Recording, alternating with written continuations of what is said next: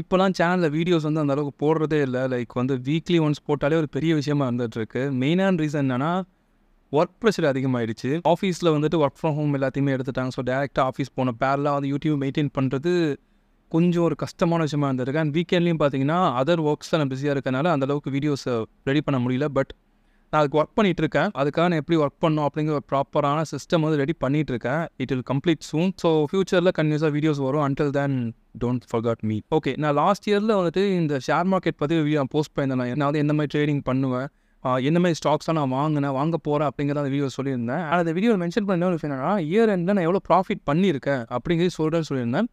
அதை பற்றி தான் இந்த வீடியோ. ஆக்சுவலாக பார்த்தீங்கன்னா லாஸ்ட் இயரில் மட்டும் நான் இன்வெஸ்ட் பண்ணல 50% ஆஃப் ரிட்டர்ன்ஸ் வந்து எடுத்திருக்கேன். ஃபிக்ஸட் டெபாசிட்டில் பார்த்தீங்கன்னா உங்களுக்கு வந்து 7% ரிட்டர்ன்ஸ் வந்து பர் இயர் கொடுத்துட்ருக்காங்க. நீங்கள் நிஃப்டி எடுத்துட்டீங்க அப்படின்னா ஹோல் இயரில் வந்து நிஃப்டியோட இண்டெக்ஸ் 20% தான் வந்துட்டு உங்களுக்கு ப்ராஃபிட் கொடுத்துருக்கும் லாஸ்ட் இயரில்.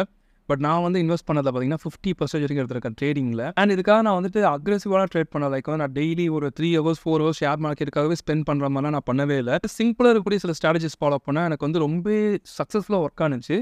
அந்த ஸ்ட்ராட்டஜிஸ் என்னென்ன அப்படிங்கிறத இந்த வீடியோ நான் எக்ஸ்பிளைன் பண்ண போகிறேன். அண்ட் அந்த ஸ்ட்ராட்டஜிஸ் நான் யூஸ் பண்ணும்போது அடிஷனல் சில விஷயங்கள் நானே ட்ரை பண்ணேன். அதுவும் எனக்கு ஒர்க் ஆனிச்சு. அதையும் நான் எக்ஸ்பிளைன் பண்ணுறேன். அண்ட் நிறைய மிஸ்டேக்ஸும் பண்ணாது. என்னென்ன மிஸ்டேக்ஸ் பண்ணேன் அப்படிங்கிற இந்த வீடியோ நான் சொல்கிறேன். ஸோ ஷேர் மார்க்கெட்டில் வந்து அதிகமாக டைம் இன்வெஸ்ட் பண்ணாதனால அமௌண்ட்டு பார்த்தீங்கன்னா கொஞ்சம் கம்மியாக இன்வெஸ்ட் பண்ணியிருந்தேன். அண்ட் எந்த மாதிரி ட்ரேட்ஸ்லாம் நான் பண்ணேன் அப்படிங்கிறத பற்றி கம்ப்ளீட்டாக பார்ப்போம். So without wasting time let's get into the video. This is Sabin. Welcome to my channel. இனிஷியலாக பார்த்தீங்கன்னா நான் 2 இடத்துல ஷேர் மார்க்கெட்டில் இன்வெஸ்ட் பண்ணியிருந்தேன். ஒன்று பார்த்தீங்கன்னா ட்ரேடிங் அக்கௌண்ட் ஓப்பன் பண்ணி இந்த ட்ரேடிங் அக்கௌண்ட்டில் 1 lakh வந்து இன்வெஸ்ட் பண்ணியிருந்தேன்.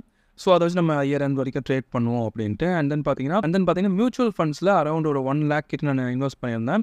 ஸோ இந்த ட்ரேடிங்கில் பார்த்தீங்கன்னா எனக்கு வந்து ப்ராஃபிட் வந்து நான் 1 lakhலேருந்து அரௌண்ட் 46,000 கிட்ட எனக்கு ப்ராஃபிட் வந்துச்சு.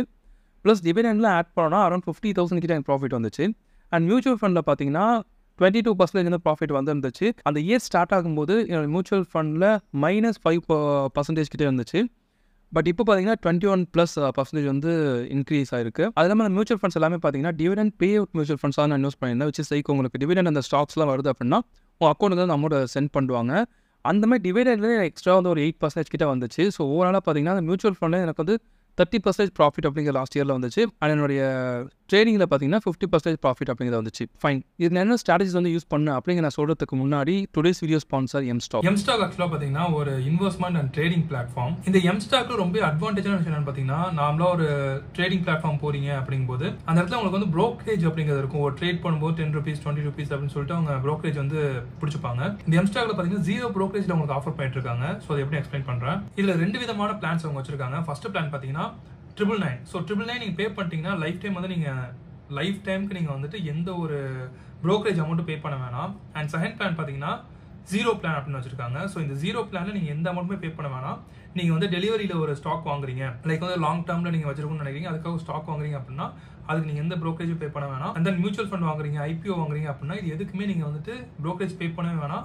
நீங்க 0 ப்ரோக்கரேஜ்ல போனாலுமே பட் நீங்க ஃபியூச்சர் ஆப்ஷன்ஸ் பண்றீங்க இல்ல இன்ட்ராடேல வந்து ட்ரேட் பண்றீங்க அப்படின்னா அதுக்கு நீங்க பர் ட்ரேடுக்கு வந்து 20 rupees கிட்ட பே பண்ற மாதிரி இருக்கும் ப்ரோக்கரேஜ். அண்ட் இது இல்லாம அக்கௌண்ட் மெயின்டெனன்ஸ் சார்ஜஸ் அப்படிங்கிறத வச்சிருக்காங்க. ஸோ இந்த மெயின்டெனன்ஸ் சார்ஜஸ் வந்துட்டு பர் குவார்டருக்கு அவங்க சார்ஜ் பண்ண அது நீங்க வேணாம் எனக்கு வந்து இதுவும் ஃப்ரீயா இருக்கணும் அப்படின்னு நினைச்சீங்கன்னா நீங்க அடிஷனல் 999 பே பண்ணீங்கன்னா உங்க லைஃப் டைம் வந்து ஃப்ரீ மெயின்டெனன்ஸ் சார்ஜ் வந்து கொடுக்குறாங்க. ஸோ இந்த பிளான் நீங்க எடுத்துட்டீங்க. ஸோ நீங்க first 999 for brokerage and 999 for account மெயின்டெனன்ஸ்க்கும் கொடுத்துட்டீங்க அப்படின்னா நீங்க எந்த ஒரு அமௌண்ட்மே பே பண்ண வேணாம் அந்த டிமெட் அக்கௌண்ட்க்கு. Sounds cool right? அண்ட் இது மட்டும் இல்லாம இன்னும் நிறைய விஷயங்கள் இருக்கு. எம்ஸ்டாக்ல எம்டிஎஃப் வந்து பே பண்ணிட்டு இருக்காங்க. ஸோ உங்ககிட்ட வந்து ஒரு ஸ்டாக் வாங்கணும், நான் வந்து ஒரு 100 ஸ்டாக் வாங்கணும்னு நினைக்கிறேன், என்கிட்ட வந்து ஒரு 10 ஸ்டாக் வாங்குறதுக்காக காசு இருக்கு, இல்ல 20 ஸ்டாக் வாங்க தான் காசு இருக்கு, பட் நான் 100 ஸ்டாக் வாங்கி ட்ரேட் பண்ண ப்ராஃபிட் அதிகமா வரும்னு திங்க் பண்ணீங்கன்னா நீங்க உங்ககிட்ட கடன் வாங்கி அந்த ஸ்டாக் நீங்க வாங்க முடியும். இது நீங்க டே ட்ரேடிங்ல மட்டும் இல்ல, நீங்க டெலிவரியில 1 year ஹோல்ட் பண்ண நினைக்கிறீங்க இல்ல 2 years வந்து ஹோல்ட் பண்ண நினைச்சாலுமே அந்த அமௌண்ட்டையும் உங்ககிட்ட நீங்க கடன் வாங்கி பண்ண முடியும். அண்ட் இதுமே கடன் வாங்குறது அவங்க இன்ட்ரெஸ்ட் வந்து சார்ஜ் பண்றாங்க. இன்ட்ரெஸ்ட் பாத்தீங்கன்னா ரொம்ப அட்ராக்டிவா இருக்கு, ரொம்ப கம்மியான பிரைஸ்ல இருக்கு. நீங்க 5 crore above வந்துட்டு ஒரு அமௌண்ட் வாங்குறீங்க அப்படின்னா பர் இயருக்கு இன்ட்ரெஸ்ட் வந்து 6.99% கொடுத்துட்டு இருக்காங்க. அதுவே 5 crore கீழ வாங்குனீங்க அப்படின்னா 9.99% வந்து கொடுத்துட்டு இருக்காங்க. சோ இந்த MTF மூலமா நீங்க 700+ ஸ்டாக்ஸ் வந்து இந்த மாதிரி நீங்க ஒரு மார்ஜின் அமௌண்ட் வாங்கி நீங்க வாங்க முடியும். அப் டு 80% வரைக்கும் ஃபண்டிங் கொடுக்குறாங்க. அண்ட் அன்லிமிட்டட் ஹோல்டிங் பீரியட், நீங்க 3 months தான் ஹோல்ட் பண்ணணும், 6 months தான் ஹோல்ட் பண்ணணும் அப்படிங்கிறது கிடையாது. அன்லிமிட்டட் ஹோல்டிங் பீரியட் தராங்க நீங்க MTFல வாங்கினாலுமே. அண்ட் அடிஷனலா வந்து நோ ஹிடன் சார்ஜஸ் அவங்க வெப்சைட்ல மென்ஷன் பண்ணிருக்காங்க, எந்த ஹிடன் சார்ஜுமே இல்ல அப்படின்னு. இந்த எம்ஸ்டாக் உடைய லாஸ்ட் 1 year அச்சீவ்மெண்ட்ஸ் பாத்தீங்கன்னா 4,90,000 90,000 crore வந்து டர்ன் ஓவர் கொடுத்துருக்காங்க. இது MTFல மட்டும் புக் பண்ண ஸ்டாக் எவ்வளோன்னு பார்த்தீங்கன்னா ஸ்டாக்கோட வேல்யூ எவ்வளோன்னு பார்த்தீங்கன்னா 1130 crores வரைக்கும் உங்க MTFல இருந்து ஸ்டாக்ஸ் வாங்கியிருக்காங்க, புக் பண்ணியிருக்காங்க. அண்ட் ட்ரேட்ஸ் பார்த்தீங்கன்னா 45 crores ட்ரேட் வந்து பண்ணியிருக்காங்க லாஸ்ட் 1 yearல மட்டுமே. அண்ட் brokerage வந்து மற்ற பிளாட்ஃபார்மோட இந்த பிளாட்ஃபார்ம்ல எவ்வளவு சேவ் பண்ணியிருக்காங்கன்னு பார்த்தீங்கன்னா 145 crores கிட்ட சேவ் பண்ணியிருக்காங்க. அண்ட் ரீட்டைல் இன்வெஸ்டர்ஸ் வந்து 4,000 crore கிட்ட இவங்க கிட்ட ஹோல்டிங் வச்சிருக்காங்க ஸ்டாக்ஸ்.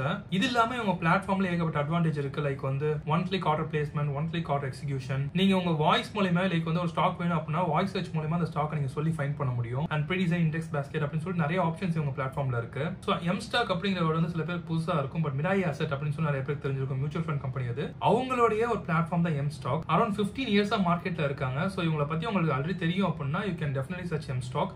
அப்போ நீங்க எம்ஸ்டாக்ல வந்து அக்கௌண்ட் ஓபன் பண்ணணும் அப்படின்னு நினைச்சீங்கன்னா அதுக்கான லிங்க் வந்து டிஸ்கிரிப்ஷன்ல இருக்கு. Just go and check out. First வந்து பார்த்தீங்கன்னா பேசிக்காக என்ன பண்ணணும், ஒரு போர்ட்ஃபோலியோ கிரியேட் பண்ணுறோம் அப்படிங்கும்போது டெஃபினட்டாக வந்துட்டு கோல்டு வாங்கியிருப்பேன், கோல்டு பீஸ் வாங்கியிருப்பேன், அதுக்கப்புறம் நிஃப்டி பீஸ் வந்து வாங்கியிருப்பேன். இது ரெண்டும் நான் வச்சிருக்கிறதுக்கான மெயினான ரீசன் என்னன்னா, இது ஏதோ ஒரு சுச்சுவேஷனில் ஏறும், இது வந்து கீழே இறங்கி அப்படியே கிராஷ் ஆகி கீழே போயிடும். நம்மளுக்கு வந்து ஒரு 50% 60% சட்டன் லாஸ் வருமானு கேட்டிங்கன்னா அந்த மாதிரிலாம் வராது. மார்க்கெட்டில் கோல்டு வந்து ரொம்ப சீப்பான ப்ரைஸ் போகிறது அப்படிங்கிறது ரொம்ப ஒரு கஷ்டமான விஷயம். அது எனக்கு தெரிஞ்சு அந்தளவுக்கு நடந்ததில்லை. அப்படி கம்மியான ப்ரைஸ் போணுச்சுன்னா அதர் கண்ட்ரீஸில் இருக்க நிறைய பீப்புள் வந்து நம்ம ஒரு கண்ட்ரியில் கோல்டு வந்து வாங்க ஆரம்பிச்சிடும். ஸோ திருப்பி வந்து டிமாண்ட் இன்க்ரீஸ் ஆகிடும். அந்த டிமாண்ட்னால ப்ரைஸ் வந்து இன்க்ரீஸ் ஆகிடும். ஸோ அதாவது ஒரு குறிப்பிட்ட ரேஞ்ச் வரைக்கும் கீழே இறங்கும், பட் கன்டினியூஸாக ஏறிட்டு இருக்கும். அதனால் கோல்டு வந்து வாங்கியிருப்பேன். அண்ட் நிஃப்டி வந்து வாங்கியிருப்பேன். நிஃப்டி ஏன்னா லைக் வந்து இந்தியன் எக்கனாமி வந்துட்டு ஓவராலாக கிராஷ் ஆகி ரொம்ப கீழே போணுச்சுன்னா நிஃப்டி வந்து அப்படியே அடி வாங்கி அப்படியே கீழே போகும். நம்ம எக்கனாமி நல்லா க்ரோ ஆகிட்டு இருந்துச்சு அப்படின்னா நிஃப்டி மேலே போயிட்டு இருக்கும். ஸோ எக்கனாமி சடனாக ஒரு பம்ப் வந்து கீழே இறங்கிறதுக்கு சான்சஸ் வந்து ரொம்பவே கம்மி தான். கொரோனா டைமில் இறங்குனுச்சு. அந்த மாதிரி சுச்சுவேஷன் வந்துட்டு சடனாக வரும் அப்படின்னு சொல்ல முடியாது. ஸோ அந்த மாதிரி வந்துச்சுன்னா நம்ம ஐடென்டிஃபை பண்ணி புரிஞ்சுக்கிறதுக்கு நம்மளுக்கு டைம் இருக்கும். அந்த ஒரு டைமில் நம்ம வந்து செல் பண்ணிடலாம். அதனால் இது ஒரு ஸ்ட்ராங்கான ஒரு இன்வெஸ்ட்மெண்ட். ஸோ அதுவும் நான் இன்வெஸ்ட் பண்ணியிருப்பேன். Which is like Nifty index fund மாதிரியே நிஃப்டி ETF வந்து நான் இன்வெஸ்ட் பண்ணி வச்சிருப்பேன். அண்ட் இதை தாண்டி அட்வான்டேஜ் என்னன்னு பார்த்தீங்கன்னா, நம்ம ஸ்டாக் லிஸ்ட்டை ரெடி பண்ணி வச்சிருக்கோம் அப்படின்னா புதுசாக ஸ்டாக் பாப்பாக நம்ம சேவ் பண்ணி வச்சுட்டே இருப்போம். அப்படி வைக்கும்போது நம்ம கரெக்டாக ஃபாலோ பண்ணுவோமா அப்படின்னு கேட்டிங்கன்னா நான் பர்சனலாக ஃபாலோ பண்ண மாட்டேன்.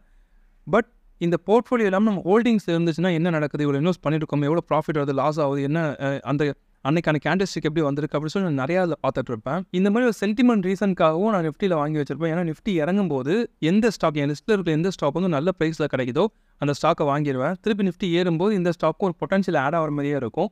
ஸோ அதனால் இந்த ஸ்டாக் வந்து ஈஸியாக மேலே க்ரோ ஆகும் அந்த சுச்சுவேஷனில். அண்ட் நான் வாங்கக்கூடிய ஸ்டாக்கில் பார்த்தீங்கன்னா இன்னொரு விஷயத்தையும் பண்ணுவேன். டிவிடெண்ட் பேஸ் பண்ணி இருக்கக்கூடிய ஸ்டாக்ஸ் வந்து நான் வாங்கிடுவேன். இன்கேஸ் நான் ஒரு ஸ்டாக் வாங்குறேன், நல்ல ஒரு டைமிங்லேயே வாங்குறேன், பட் வந்து அது ஒரு நல்ல ரிட்டர்ன்ஸ் கொடுக்கறதுக்கு அதிகமாக டைம் எடுக்குது அப்படின்னா அந்த ஒரு ஸ்பெசிஃபிக் டைமிங்கில் வந்து இந்த டிவிடெண்ட் அப்படிங்கிறது லைக் வந்து ஒரு 6 months 8 months நான் ஹோல்ட் பண்ணுறேன் அப்படிங்கும்போது அந்த ஸ்டாக் வந்து குவார்ட்லி டிவிடெண்ட் வந்து கன்சிஸ்டண்டாக பே பண்ணியிருந்தாங்க அப்படின்னா அது ஒரு சைடு இன்கமாக வந்துட்டு இருக்கும். ஸோ இந்த ஒரு ரீசனுக்காக நான் ஸ்டாக் பிக் பண்ணும்போது டிவிடெண்ட் பே பண்ணக்கூடிய ஸ்டாக்ஸை நான் பிக் பண்ணுவேன். இந்த மாதிரி ஒரு ஸ்டாக்கை பிக் பண்ணி இன்வெஸ்ட் பண்ணுறதுனால எனக்கு வந்து ரொம்ப ஹெல்ப்ஃபுல்லாக இருந்துச்சு. இந்த மாதிரி ஒரு ஸ்ட்ராட்டஜியை ஃபாலோ பண்ணி நான் வந்து 2 ஸ்டாக் வாங்கும்போது எனக்கு நல்லாவே ப்ராஃபிட் அப்படிங்கிறத கொடுத்துருந்துச்சு. ஃபர்ஸ்ட் ஸ்டாக் நான் பார்த்தீங்கன்னா REC Ltd. ஸோ இந்த REC Ltd வாங்கின ஒரு டைமில் உங்களுக்கு வீடியோ போஸ்ட் பண்ணியிருக்கேன். அந்த வீடியோ லிங்க் டிஸ்கிரிப்ஷனில் கொடுக்குறேன். ஸோ அதில் பார்த்தீங்கன்னா எனக்கு ஆல்மோஸ்ட் லைக் 50% கிட்ட அந்த ஸ்பெசிஃபிக் ஸ்டாக்லேருந்து எனக்கு ரிட்டர்ன்ஸ் அப்படிங்கிறது வந்துச்சு. அண்ட் பார்த்தீங்கன்னா வேதாந்தால்.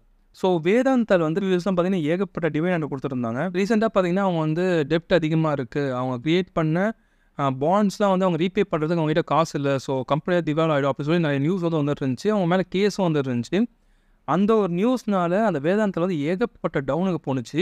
ஸோ அந்த டவுனில் நான் அந்த ஸ்டாக் வந்து இன்வெஸ்ட் பண்ணிட்டேன். ஏன்னா என்னை பொறுத்த வரைக்கும் அந்த ஸ்டாக் வந்து ஒரு நல்ல ஒரு ரிட்டர்ன்ஸ் கொடுக்கக்கூடிய ஸ்டாக் அண்ட் டிவிடெண்ட் வந்து ப்ராப்பராக பே பண்ணிட்டதுனால நான் என்னோட செக்லிஸ்ட் எல்லாத்தையுமே ஃபுல்ஃபில் பண்ணதுனால நான் அந்த ஸ்டாக்கை வந்து ஒரு கரெக்டான டைமில் வாங்கினேன்.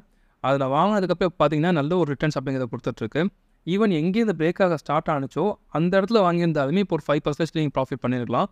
அந்தளவுக்கு பிரேக் த்ரூ வந்துட்டு வேதாந்தா இப்போ கொடுத்துட்ருக்கு. ஸோ அதுலேயே எனக்கு நல்ல ப்ராஃபிட் அப்படிங்கிறது வந்துச்சு. ஆல்மோஸ்ட் லைக் 20% கிட்ட ப்ராஃபிட் வந்துச்சு. நான் வாங்கினதுக்கப்புறமும் ஒரு சர்டன் சுச்சுவேஷன் வரைக்கும் அது இறங்குனுச்சு. அந்த இடத்துல நான் ஹோல்ட் பண்ணி வச்சிருக்கிறது மெயினான ரீசன் என்னன்னு பார்த்தீங்கன்னா இந்த இடத்துல நம்ம சென்டிமெண்ட் ஏகப்பட்ட இடத்துல பே பண்ணோம். கீழே இறங்கினோடனே ஓகே இந்த ஸ்டாக் நான் எதுக்கு வாங்கி வச்சிருக்கேன், நல்லா இல்லை, இது வந்து லாஸ் ஆகிட்டு தான் போயிட்டு இருக்கும் அப்படின்னு நம்ம விற்றுருவோம். அதுவே அந்த ஸ்டாக் வந்து என்ன தான் நம்ம டிவிடெண்ட் வந்து கொடுக்கும், 7% ஏதோ per year டிவிடெண்ட் கொடுக்குன்னா விச் இஸ் லைக் ஒரு ஃபிக்ஸட் டெபாசிட்டில் போட்ட மாதிரி தான்.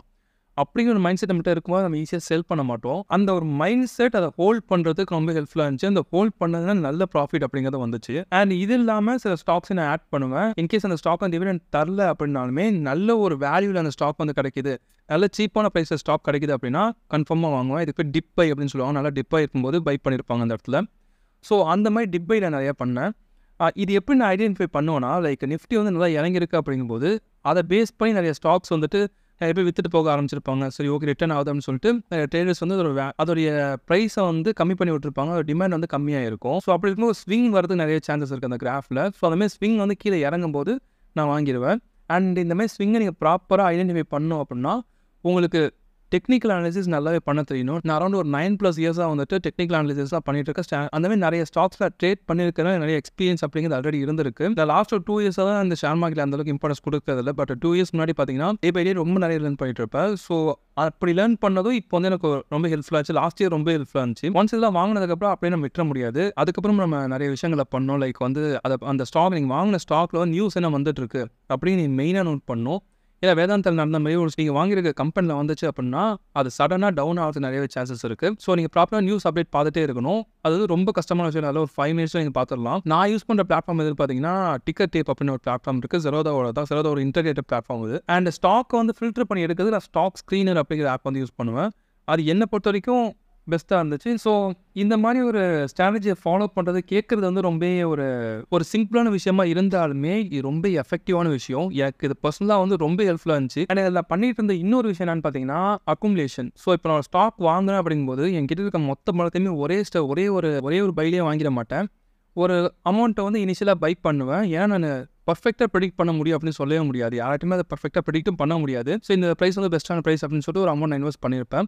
அதுக்கப்புறம் திருப்பி கீழே இறங்குனுச்சுன்னா திருப்பி இன்னும் கொஞ்சம் அமௌண்ட் தான் இன்வெஸ்ட் பண்ணுவேன். அது மேலே போனுச்சுன்னா ஐ கேன் ஹோல்ட், திருப்பி அது இறங்கும், ஸ்விங் ஆகி கீழே வரும். அந்த இடத்துல திருப்பி இன்வெஸ்ட் பண்ணுவேன். அதேமாதிரி ஸ்டெப் பை ஸ்டெப்பாக இன்வெஸ்ட் பண்ணும்போது என்னோட ப்ராஃபிட் வந்து கிராஜுவலாக இன்க்ரீஸ் ஆகிறது ஹெல்ப்ஃபுல்லாக இருக்கும். ஸோ அக்குமுலேஷன் அப்படிங்கிறது ரொம்ப முக்கியமான விஷயம். நீங்கள் ஏதாவது ப்ராப்பரான டைமில் பை பண்ணி ஒரு கரெக்டான ஸ்டாக்கை பை பண்ணாலுமே அது அக்குமுலேஷன் நீங்கள் ப்ராப்பராக பண்ணிங்கன்னா அது ப்ராஃபிட் இன்க்ரீஸ் பண்ணுறதுக்கு ரொம்ப ஹெல்ப்ஃபுல்லாக இருக்கும். அண்ட் இப்போ நம்ம என்னென்ன பண்ணணும், எப்படி எனக்கு பெஸ்ட்டாக இருந்துச்சு அப்படிங்கிற விஷயத்தெலாம் பார்த்தோம். நான் சில மிஸ்டேக்ஸும் இதில் பண்ணேன். அது என்னென்னு பார்த்தீங்கன்னா ஃபஸ்ட்டு மிஸ்டேக் வந்துட்டு ஒரு ஸ்டாக் வாங்குகிறேன். அது நான் வாங்கினதுக்கப்புறம் நல்லா டிப் ஆகும். லைக் ஒரு 1 மந்த்துக்கு வந்து லாஸ்ட் இருந்துகிட்ருக்கும். அந்த இடத்துல திருப்பி நான் அக்குமுலேட் பண்ணுவேன். அதுக்கப்புறம் அந்த ஸ்டாக் வந்து க்ரோ ஆகும், எனக்கு வந்து நியூட்ரலைஸ் ஆகும். அதுக்கப்புறம் என் ப்ராஃபிட்டுக்கு போகும். என்னுடைய சர்டைன் லிமிட் நான் செட் பண்ணியிருப்பேன். எனக்கு வந்து இவ்வளோ ப்ராஃபிட் இருந்தால் ஓகே அப்படின்ட்டு. அந்த ப்ராஃபிட்டை ரீச் பண்ணவே நான் வந்து செல் பண்ணுவேன். இது கேட்குறதுக்கு வந்து ஒரு பெஸ்ட்டான ஆப்ஷன் தான் ப்ரோ அப்படின்னு நிறைய பேர் தோணும். எனக்கும் அதை தோணுச்சு முன்னாடி. பட் அது பெஸ்ட்டான ஆப்ஷன் கிடையாது. ஏன்னா இப்போ அந்த ஸ்டாக் வந்து ஹிட் ஆனதுக்கப்புறம் அதை பிரேக் ஆகி போகிறதுக்கு அது பிரேக் ஆகி இன்னும் நம்ம ப்ராஃபிட் வரது நிறையவே சான்சஸ் இருக்குது. அந்த ஸ்டாக்குக்கு நம்ம மணி மோட்டில் நம்ம டைம் வந்து இன்வெஸ்ட் பண்ணியிருப்போம். அந்த ஸ்டாக்கை பற்றி ப்ராப்பராக நம்ம அண்டர்ஸ்டாண்ட் பண்ணியிருப்போம். அப்படி இருக்கும்போது நம்ம ப்ராஃபிட் ஹிட் ஆகிடுச்சு, நான் செல் பண்ணிடுறேன் அப்படின்னு சொல்லி செல் பண்ணிட்டோன்னா அதுக்காக இன்வெஸ்ட் பண்ணி நம்ம ஃபுல் பொட்டன்ஷியல் எடுக்காமல் வெளில வந்திருப்போம்.